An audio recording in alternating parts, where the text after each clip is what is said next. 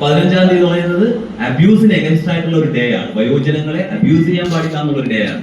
അതാണ് ഏറ്റവും പ്രധാനം. അപ്പൊ ഒരു ദിവസം മാത്രമല്ല, ഒരു കാലഘട്ടത്തിലും ചെയ്യാൻ പാടില്ല. ആരെയും അബ്യൂസ് ചെയ്യാൻ പാടില്ല, ഒരാളെയും വിഷമിപ്പിക്കാൻ പാടില്ല. പക്ഷെ എന്തുകൊണ്ടാണ് ഈ വയോജനങ്ങളെ പറയുന്നത്? നിങ്ങൾ ചെയ്താൽ അവർക്ക് പെട്ടെന്ന് എതിർക്കാൻ പറ്റുന്നില്ല. അപ്പോ അത്തരത്തിലുള്ള പ്രിവെൻഷൻ നമുക്ക് ആ കാര്യത്തിൽ വേണം. അതുപോലെ promotion of autonomy, access to justice, overall wellbeing. ഇവർക്ക് ഏതെങ്കിലും തരത്തിൽ പ്രശ്നങ്ങൾ ഉണ്ടാക്കി പെട്ടെന്ന് തന്നെ നിയമത്തിന്റെ ഭാഗത്തുനിന്ന് അവർക്ക് വേണ്ട സൗകര്യം ലഭിക്കുക, അഡ്വക്കേറ്റിനെ വെച്ച് കൊടുക്കുക, പലത് എഴുതി കൊടുക്കാനുണ്ടെങ്കിൽ ഈവൻ അവർക്ക് ഡ്രാഫ്റ്റ് ചെയ്യാൻ പറ്റാത്ത കാര്യങ്ങളുണ്ട്, അവരുടെ പരാതികൾ അങ്ങനെ വന്നാൽ അതിനെ അഡ്വക്കേറ്റ്സിനെ വെച്ച് കൊടുക്കുക. പിന്നെ പ്രോപ്പർട്ടി റൈറ്റ്സ് ഞാൻ നേരത്തെ പറഞ്ഞു. ഈ മക്കളൊക്കെ എല്ലാം എഴുതിക്കൊണ്ട് പോയി, എന്നിട്ട് അമ്മയോടെ തള്ളി, അച്ഛനവിടെ തള്ളി. ചിലപ്പോൾ ഈ ഓൾഡ് ഏജ്, എന്റെ അഭിപ്രായത്തിൽ ഒരു കാര്യം ഞാൻ പറഞ്ഞേക്കാം, ഓൾഡ് ഏജ് ഹോം ഇവിടെ ഒരുപാടുണ്ട്. എന്റെ അഭിപ്രായത്തിൽ ഓൾഡ് ഏജ് ഹോം കുറയണമെന്ന് വിശ്വസിക്കുന്ന ആളാണ്. എണ്ണം കുറയണം. നമ്മുടെ വീട്ടുകളിൽ ഉണ്ടാകും. കൂട്ടുകുടുംബം പണ്ടുണ്ടായിരുന്നല്ലോ, ഓട്ടെ ഇപ്പം അണുകുടുംബമാണ്. എന്നാൽ പോലും വീട്ടിൽ ആ അച്ഛന് സ്വന്തം കുഞ്ഞുമക്കളെ ലാളിച്ച് വളർത്താൻ പറ്റുന്ന രീതിയിൽ നമുക്കൊരു സൗകര്യം. നിങ്ങൾക്ക് ആർക്കും വിഷമം തോന്നരുത്, ഞാനിത് പൊതുവായ കാര്യങ്ങളാണ് പറയുന്നത്. ഓൾഡ് ഏജ് ഹോം കുറയണമെന്ന് വിശ്വസിക്കുന്ന ആളാണ് നമ്മൾ. ഗവൺമെന്റ് അല്ലെങ്കിൽ സർക്കാരൊക്കെ സാധാരണഗതിയിൽ ഗവൺമെന്റ് കൂടുതൽ ഓൾഡ് ഏജ് ഹോം കെട്ടിക്കൊണ്ടിരിക്കുന്നു. അതിന്റെ പ്രധാന കാരണം ആൾക്കാരെ കിടത്താൻ സ്ഥലമില്ല, വീട്ടിലുള്ളവരെല്ലാം ഡംപ് ചെയ്യുന്ന ഒരു സംവിധാനം. അത് പാടില്ല. താനും ഈ നിലയിലെത്തും, ഇവരും ഈ ഘട്ടത്തിലൂടെ കടന്നു പോകും. അന്ന് എന്നെ സംരക്ഷിക്കാനും ആൾ വേണം, എന്റെ മക്കൾ വേണം. ഒരു ധാർമ്മിക ബോധം നമുക്ക് നടത്തേണ്ടതുണ്ട്. അതിവിടെ DLS നടത്തിക്കൊണ്ടിരിക്കുന്നുണ്ട്.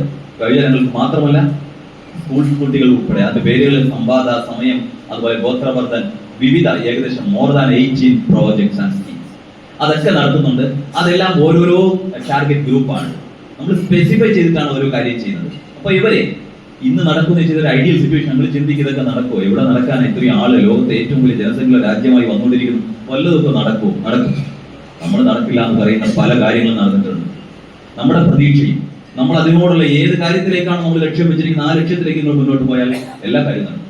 പിന്നെ മനസ്സിൽ നിങ്ങൾ ഒരിക്കലും വിഷമം വയ്ക്കരുത്. നിങ്ങളെ ആരും ഉപദ്രവിച്ചിട്ടുണ്ടെങ്കിൽ എന്ത് വിഷമം, ഇതൊക്കെ നിങ്ങൾ ചേമ്പിലകളാണ്. നിങ്ങളെന്നല്ല നമ്മൾ. വെറുതെ അന്യായമായി ആരെങ്കിലും ഏതെങ്കിലും നിങ്ങളെ വിഷമിപ്പിക്കുക. നിങ്ങൾ ചിന്തിക്കരുത് മറ്റുള്ളവരെല്ലാം നിങ്ങളുടെ ആഗ്രഹത്തിനനുസരിച്ച് തന്നെ പ്രവർത്തിക്കും. നല്ല മക്കളായിരുന്നാലും ബന്ധുക്കളായിരുന്നാലും അവരൊക്കെ നിങ്ങളെ ചിലപ്പോൾ വിഷമിപ്പിച്ചിരിക്കും. നിങ്ങൾ പറയുന്നത് കേൾക്കാതിരിക്കും. അപ്പൊ നിങ്ങൾക്ക് വിഷമം തോന്നും. വിഷമം പ്രഷർ കൂടും. പിന്നെ ആശുപത്രി പോകണം. പ്രഷർ കൂടരുത്. നീ അല്ല, ഇനി ആരെന്ത് ചെയ്താലും എനിക്കൊരു കുഴപ്പമില്ല എന്ന് ചിന്തിക്കാനുള്ള ബോൾഡ്നെസ് നമുക്കുണ്ടാകണം. തീർച്ചയായും അത് നമ്മുടെ ജീവിതത്തിൽ പല കാര്യങ്ങൾ അഥവാ പല തരത്തിലുള്ള ബെനിഫിറ്റ്സ് അത് ഉണ്ടാക്കി. അപ്പൊ അതിനുവേണ്ടി നിങ്ങൾ ശ്രമിക്കണം.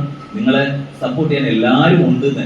നിങ്ങൾക്ക് തോന്നരുത് ഏതെങ്കിലും ഒരു ഇടയ്ക്ക് ഒരു പ്രശ്നം കണ്ടത് ഇതുപോലെ മക്കൾ ചെറുതായിട്ട് എന്തോ പറഞ്ഞു എന്നുള്ള പറഞ്ഞതിന്റെ പേരിൽ ആത്മഹത്യക്ക് ശ്രമിച്ചു. എന്ത് കാര്യത്തിന്? അതാണ് ഞാൻ പറഞ്ഞത്, വിഷമം നമ്മുടെ മനസ്സിലേക്ക് വരരുത്. ഈ ബാക്കിയെല്ലാം ഫോറിനാണ്. മീൻസ് നമ്മുടെ ശരീരവും നമ്മുടെ മനസ്സും നമുക്കറിയാൻ കൺട്രോൾ ചെയ്യാൻ നമുക്ക് പറ്റും. മറ്റുള്ളവരുടെ മനസ്സും ശരീരവും നമ്മൾ കൺട്രോൾ ചെയ്യേണ്ട ആവശ്യമില്ല. അവർ ചെയ്തോട്ടെ. അവർ സംസാരിക്കുന്നൊന്നും നമ്മളെ ഈ ശരീരത്തിനകത്തേക്ക് ഒരിക്കലും വിഷമത്തോടുകൂടി എത്തരുത്. അപ്പോൾ നമ്മൾ അറിയാതെ ചിന്തിച്ചു, നിന്നെ ഞാൻ അന്ന് വളർത്തിയേ, അതൊന്നും ചിന്തിക്കേണ്ട ഒരു കാര്യമില്ല. എന്ത് വളർത്തിയാലും എന്താ, രണ്ട് മനുഷ്യരാണ്. അവരവരുടെ കാര്യങ്ങൾ നോക്കിക്കൊണ്ടിരിക്കുന്നു. അതിൽ എനിക്ക് ബുദ്ധിമുട്ടുണ്ടാകുന്നത് ഉണ്ടാക്കിയാൽ അത് എന്നെ ബാധിക്കുന്നതല്ല എന്ന് ചിന്തിക്കാൻ നമുക്ക് പറ്റണം. ഒരു തരത്തിൽ നമ്മുടെ മനസ്സിനെ അത് ബാധിക്കരുത്. അപ്പോൾ മനസ്സ് തളർന്നാലാണ് ശരീരം തളർന്നു പോകുന്നത്. ശരീരത്തിലെ മനസ്സിനും ശരീരത്തിനും പ്രാധാന്യം വെച്ചാൽ ഏറ്റവും പ്രാധാന്യം എന്തിനാണ് കൊടുക്കേണ്ടത്? മനസ്സിനാണ്. കാരണം ഓർമ്മ നഷ്ടപ്പെടുക, ഈ പറഞ്ഞിട്ടുള്ള പ്രശ്നങ്ങളൊക്കെ വരുന്നതിന്റെ കാര്യം മനസ്സിന്റെ പ്രശ്നമാണ്. ആ അപജയത്തിന് നമ്മളായിട്ട് അവസരം കൊടുക്കരുത്. നിങ്ങൾ എപ്പോഴും ഇത്തരത്തിലുള്ള കൂട്ടായ്മകളിലൂടെ ഒരുമിച്ച് നിൽക്കണം എന്ന് നിങ്ങൾ അങ്ങോട്ടും ഇങ്ങോട്ടും ഫോണിലൂടെ സംസാരിക്കണം. ആരെങ്കിലുമായിട്ടൊക്കെ പല കാര്യങ്ങൾ, വീട്ടിലെ കാര്യങ്ങൾ, അത് പരദൂഷണമാകരുത്. നല്ല കാര്യമായിരിക്കണം സംസാരിക്കേണ്ടത്. നിങ്ങൾ ഒരാളിന്റെ സംസാരം കേട്ടുകൊണ്ട് അയാൾ വിഷമിച്ചിട്ട് രാത്രി കിടക്കുന്ന അവസ്ഥ വരരുത്. കാരണം എന്താ ചെയ്യേണ്ടത്? ഒരാളുടെ സംസാരം കേട്ടിട്ട് അയാളെനിക്ക് സംസാരിക്കും കൂടുതൽ സമയം തോന്നണം. കാര്യം എന്താ?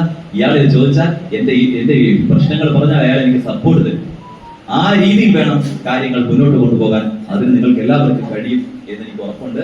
ഇതിനെ